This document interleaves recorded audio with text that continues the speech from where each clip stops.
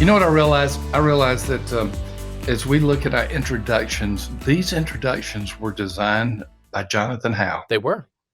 Going away, they were. And so it always starts off, hello and welcome.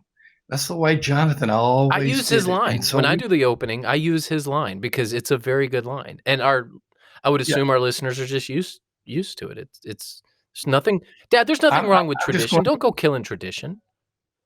I'm just going to say I'm changing it today. I'm going to be radical and not use the Jonathan Howe methodology. I'm going to say, welcome to today's episode of Hi, and Radical welcome to Leadership, today's episode. your online home for leadership lessons and advice for the local church. I am Tom Rayner. I am joined by Sam Rayner. And in the production area, you can't see either him or her, but we have Amy Jordan and we have Akeem Abdul Morella. So thank all of you for being here. We are going to be talking about keeping tabs on how the news media influences your church. And I think pastors have to deal with this a lot. Before we go forward, I want to represent to you, share with you the Immerse Bible by Tyndale. There's a growing body of evidence that more Christians are struggling to meaningfully connect with the Bible. The Immerse reading experience takes you on a new and unique journey through the Bible. Immerse delivers scripture as originally created without chapter or verse breaks, makes for uninterrupted reading of God's word. The result is a clean and simple format for one thing, long form read it. It's created with the look and the feel of a paperback book. In the clear and trusted New Living Translation, Immerse Bible enables you easily to read and understand the Bible. You're some of the people in your church have used Immerse, We have have. they not, We've Sam? actually done some Bible studies using Immerse, and the curriculum was the Bible. And that's what I love about Immerse is it enables you to say, read this book of the Bible as, and then we'll get together and discuss it. And because it is structured in such a way for long form reading, people end up reading more of God's word as they study God's word. And I have found it to be very beneficial as a pastor, and I highly recommend the Immerse Bible reading experience. So you can have an 8-week plan, you can have a 6-week, 16-week reading plan. It's there. Look at it. You can see it in the show notes to get more information about it. How does the news media influence your church? Part of shepherding your church is understanding all these cultural influences upon your church and upon the people in your congregation. One of the big ones is news media, and news media is so polarized and and at times even divisive for the congregation. How can you be proactive to prevent so much of this polarization? What news sources are good to track? Well, Sam is going to help us on this because Sam is doing this on a daily and weekly basis at his Yeah, church. this is not a controversial subject at all, right? We're just Yes, right. Yeah. but What's your news? Would you have ever thought that 10 years ago that saying what your news source was would have labeled you and divided you? no. And frankly, at the end of this episode, we're going to talk about some of our preferred news sources. So you'll have to hang with us to the end to see what we Oh, recommend. yeah, I'm looking to see what we said. You shepherd your congregation, and you shepherd your congregation holistically, which means that you need to be concerned about the digital impact of your people and the influences that are occurring on your people digitally. A lot of major cultural influences occur through news media, and news media can have a big effect on the perspective of your members. Some would say that's of benefit. Some would say it's not. So really the purpose of this episode is to talk about how you can be proactive. How can you be proactive to prevent polarization? How about that alliteration? Proactiveness Oh, to prevent as much polarization as possible. as possible. It's Powerful. powerful. Um, so let's start with this. Different generations receive news differently. Older generations, they tend to watch network news. They're more inclined to watching TV, traditional TV news sources. The Right. younger generation, they tend to receive their news more on social media. Like Twitter, is that the most common for news? I would think so, although I'm not. I did read a study for this episode, but I don't remember which particular social media outlet was. I just see more consistent flow of news on Twitter than some of the other social media Yeah, I use channels. Twitter actually to follow news. And a lot of times, most times, news breaks on Twitter before it even breaks anywhere else. It's often the first place that you will find news. Because someone is there For watching it instance, happen. you know what just got announced at the time of this recording? I know people are going to be listening to this later, but at the time of this recording, right before I got on the video with you here and did this recording, you do know what it's breaking news. It's a big deal. Well, Sam, I've been working today. I'm sorry I haven't been able to look at the news, so you'll have to Baseball inform is me. back. So all of that broke. The players union and MLB came to terms, and all of that broke on Twitter first. That's my point. Help me. I'm sorry, we must have gotten off track. You said some big news, Yes, bro? I just announced it.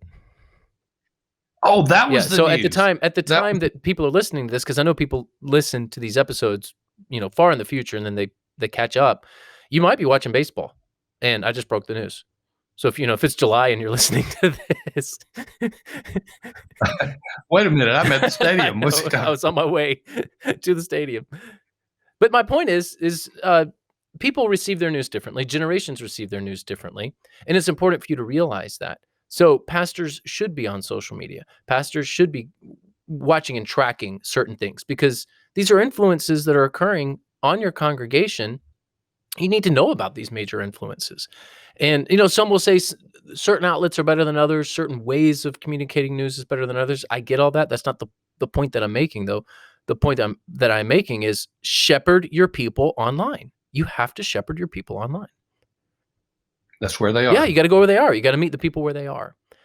Talk about preaching, though. Talk about preaching the news. Where are you going with that? Yeah. So while you should be tracking, the news, and you should be knowledgeable about how people are reporting and what people are reporting, I don't think preaching the news is beneficial. I don't think that's ever beneficial for you to craft sermons around news items. You may use the news in your sermon at times, but you are not facilitating discipleship if you are shepherding your people as being driven by the news. In fact, you are being influenced too much yourself if that is the case. So shepherd your people online, but I would use social media. If you're talking about what you're posting as a pastor or a church leader, I would stick to encouragement. And I think I've mentioned this before. Go back and look at your Twitter feed. Go back and look at your Facebook feed. Go back and look at everything that you've posted, and just read your own posts in stream, right? And just see what kind of message you are portraying. If it is bombastic, if it is antagonistic, if it is even caustic, or if you're just retweeting and commenting on all of the hot button issues of the hour, as a pastor or church leader, you're probably not using social media in the way that you should. Totally agree. Recently at Church Answers, we have a gathering place. Or I hesitate to call it a forum because it's so much more than a forum. It is a community. It's a place where people can answer questions about church related and get answers at any time. But we call it Church Answers Central. And someone asked this question. And by the way, don't let me forget, we always feature a resource for our audience, and I'll do it right after this one. But someone asked the question. I am looking at one of my church members who's really writing some things on his social media that's probably going to hurt the church. What should I do? Oh, you have to address That's it. one of the things. If it's going to Yes. hurt, Go so for it. the emphasis there is hurt the church. If you're following your people on social media, you're gonna see all sorts of things that you don't want to see. You're probably gonna, I can't believe they believe that way, or I can't believe they voted that way, or I can't believe that they're espousing that particular political, they're in that part of the political spectrum. I mean, you're gonna see things that you don't want to see. But the key there is it's hurting the church. You absolutely have to address anything that's hurting the church. I totally agree. And sometimes it's a staff member. And maybe more often than not, well, I say more often than not, but many times it is a staff member, and you have to go to that Been staff there, done member. that myself. I was Where talking. I've had to say, listen, what's the wisdom in posting this? You can't. Yeah, some of the things you're just asking the question, why? We know the downside, but what is the upside? Rarely do you win the opposite side to your side when you're making a case on social media. Yeah, social media is you on a street corner or in the grocery store with a megaphone yelling at people. So what are what's in the megaphone? And I would just be very careful what comes out of the megaphone. Yep. Hey, before I forget it, we've gotten this kind of new feature, and I know that our listeners and our viewers on YouTube love this, where we say, "Okay," it's kind of like a flash sale, doing it for just a It's moment, for our listeners. and It's for those who are tuning it, in. We're very appreciative of our audience. We want to do a better and so this is job. just We for have you. resources available. We always want to provide free content, which is what our podcasts are, but we also want to provide discounts on resources that we have at Church Answers. And I think that's a very good thing that we do for our listeners. Ours for this week, and then we'll get back to some of the points. It's 4 Steps to Revitalization. It is a very comprehensive video training. It is anybody in the church can use it. It's primarily meant for the leader, but it is a very comprehensive video training. 4 Steps to Revitalization. If you look in the show notes, or you can enter this code if you're listening well, 4 Steps ROL. The number 4. Put this code in. Number 4, then steps ROL. ROL stands for Rainer on Leadership, and you can get the resource for 60% off for the very limited time that we're going to make the link alive. So $131 instead of the usual, I believe it's $299 if I recall correctly. So that is the resource of the week, Sam, and we'll continue to do that because we want to reward our listeners and viewers during this podcast. It's fun to do. It. All right, Sam. So you bring up this point. Get out of the echo chamber and help people understand how to prioritize what is important. Yeah. Part of you following the news is making sure that you are not experiencing what is called confirmation bias, where you're only tuning into the things that you already agree with, or you're hearing things and I'm hearing it, so therefore it confirms it. You need to make sure that you're doing your best to branch out and at least listening to people who believe differently than you, whether that's theologically, politically, economically. It's good to have a broad understanding of where other people are. And you don't want to be in your own echo chamber, to use a phrase, because then you just end up being very narrow in your understanding, and you cannot talk intelligently with other people, even if you never change your views. The point of this is not to change your views. I mean, I guess that can happen, but I believe pretty firmly about some things and don't think I'll ever change my views, but I also want to make sure that I understand those who disagree with me. And I don't see enough of that. So you got to listen. You got to be listening and learning about other viewpoints. Get out of that echo chamber. I know a former pastor, and the reason he is a former pastor is because he felt obligated to comment on every issue. Some of them he had a little bit of knowledge and experience, but he couldn't have had knowledge and experience about everything. But he was in on anything. And I wanted to say, I'm watching this take place, and I've had a relationship with him as far as professional relationship with him for years and years and years and years. And I wanted to just call him up and say, "Stop it, Yeah. stop it!" You could see it coming, and it happened. His church let him go. He was the divisive person in the church.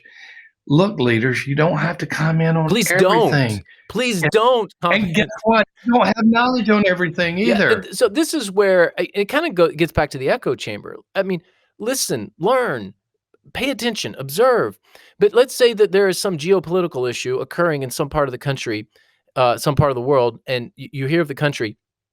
If you can't immediately place that country on a map, if you don't know even where that country is, you probably should not be espousing your opinion on that country.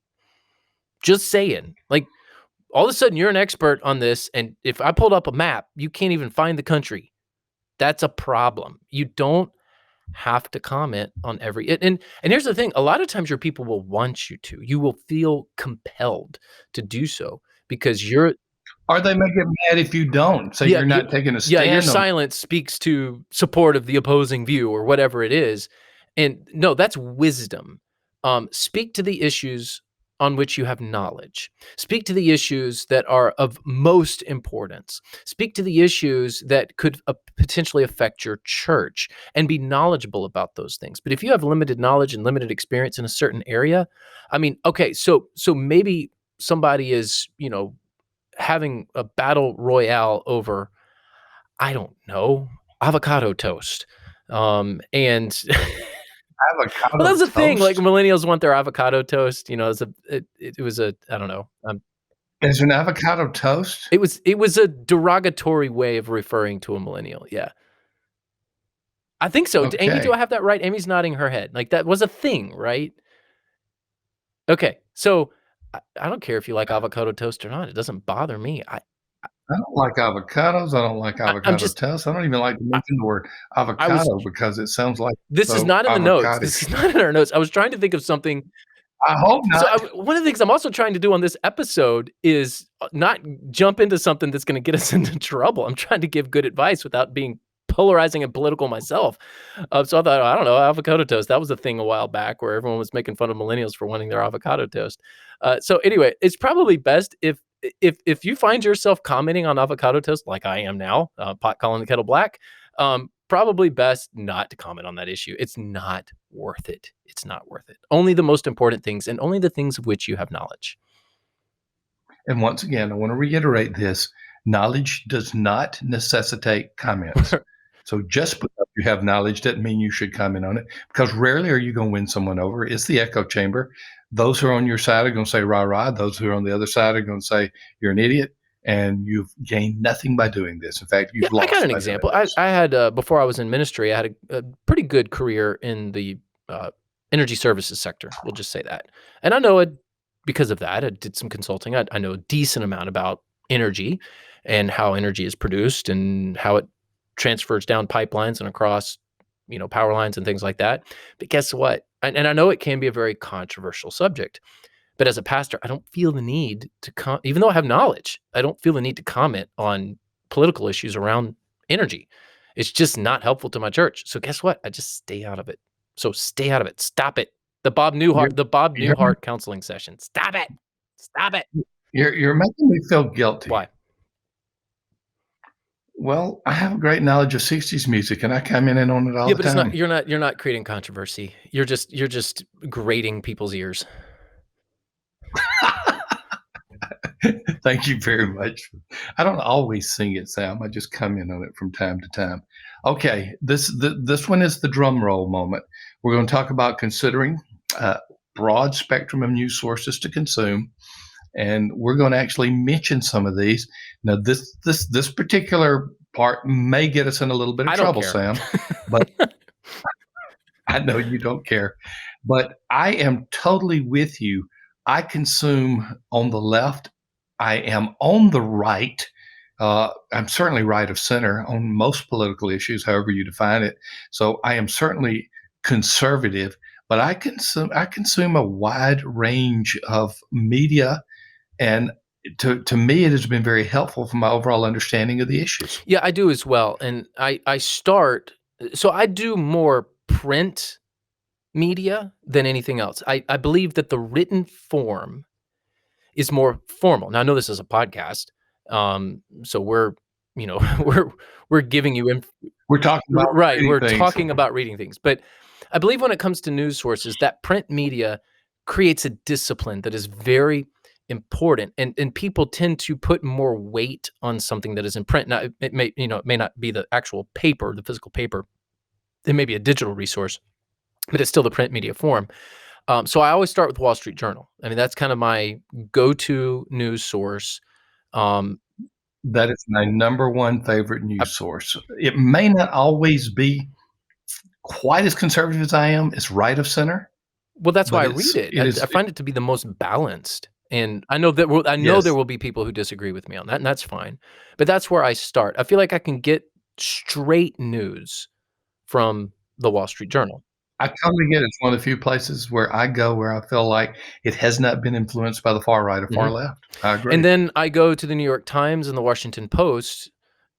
I to understand those who may be more left-leaning, because those two, uh, news sources do tend to lean left, as well as CNN. So if I'm watching the news, I will watch CNN, and I know that they are more left-leaning as well. And no, I don't watch them because I agree with everything they report. I watch them to understand what people are saying and why they are saying it. But I also watch Fox News as well to understand those who lean more on the right side of things. So those are we're All naming right. names. That was what we promised to do in this episode. Well, those happen to be all the sources for me as well. I have to say that I don't watch CNN or Fox as much as I read CNN or Fox. I find that both of them have people screaming at Well, me, and so I true. I tend. actually yes, and that's very annoying. I actually have satellite radio, so I tend to listen to the TV feed in my vehicle is really what I'm doing. Watching it is painful. It's just painful. In global news, I go to the BBC and I read The Economist for global news is kind of where if I want to understand a big. Economist is left, It is it is. not? Because Yeah, I'm not there. yes, it is. It tends to, but I would now again, this may get me in trouble a little bit, but most media tends to lean left, generally speaking. So you're going to True. end up, if you're just consuming a broad spectrum of media, on the whole, it's going to be a little more left leaning than right leaning. This gets about maybe too granular for some people, but do you have an opinion between New York Times and Washington Post? Which one leans to the left the most? Well, Or it totally it it depends? depends. I mean, generally, probably the New York Times, but the I WAPO can agree. get pretty leftward as well, depending on the issue. But they surprise me at times too. I'm more often to be surprised with something from the Washington Post that is not a far left than I Agreed. am from the New Yeah, York I Times. agree. New York Times seems to be pretty consistent in their viewpoints. But I do think it's important to consume that media, and there are times when there's big investigative reports that have nothing to do with politics, right or left, and New York Times, Washington Post, CNN even can produce some things that I think are of great quality and are very beneficial, because it doesn't have to do with right or left. It has to do with uncovering something that people did not know about. And I think that's And where the news shines the what best, is when reporters are doing their investigatory work and reporting on something that we would otherwise not know. And that's what I really want journalists to do. They don't all do that, though. and on occasion, Wall Street Journal has a good investigative reporting Typically take around place as well. typically around the Not financial markets. Yeah. the next world, yeah. Okay, well, this has been very helpful, I think, for keeping tabs on how the news media influences your church, and we showed our cards on what we listen to as well. So, Sam, I know that you want to thank our Certainly want sponsors. to thank Southeastern Baptist Theological Seminary. They are committed to helping you get the training that you need to pursue your ministry from anywhere around the world, and they are going to waive the application fee to help our listeners out. So when you go to sebts.edu and you go through their application process, use the coupon code Church Answers, all one word, plural at the end, Church Answers, and they'll waive the application fee, which I think is very generous of them. So no matter what stage of life's journey you find yourself in, they want to help you take that next step to getting you equipped to disciple and teach others. So when you go to Southeastern, you will find a seminary that is not just about theological education, but also about ministry preparation. So explore degrees, schedule a visit, apply online at sebts.edu. And we want to thank you, the listeners, again, for joining us today on Rainer on Leadership. Be sure to watch on YouTube. We're there. Hey, everybody. That's me waving. I got Amy laughing. That's that. My purpose in life has been fulfilled. I got Amy laughing. You can subscribe on iTunes, Google Podcasts, Spotify, or your favorite podcasting app, wherever you listen. And join us online at churchanswers.com, where we are growing healthy churches together.